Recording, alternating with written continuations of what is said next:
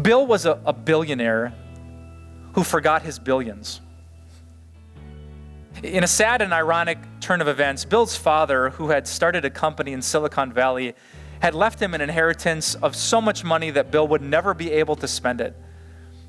But sadly, on the very day that his father passed, Bill slipped on a patch of ice in his driveway, cracked his skull, and lost his memory. The doctors couldn't explain his unique case, but while Bill could remember his name and his address and the names of his family members and everything else, for some strange reason, he could never remember the inheritance that his father gave.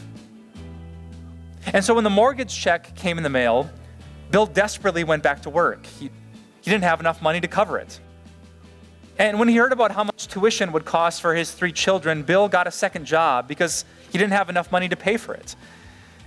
And when Bill heard about rising gas prices and utility costs, he got another part-time job because he feared what would happen if he didn't have more money. And he worked and worked and worked, and he never took a day off.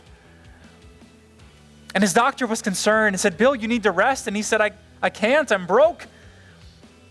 And his wife said, "Bill, you need to be home for dinner at least once this week." And he said, "I can't. How will we provide for the kids?"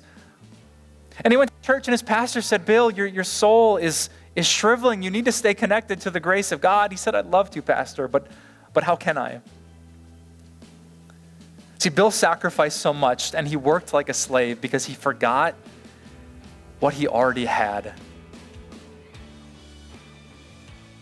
You get what I'm getting at?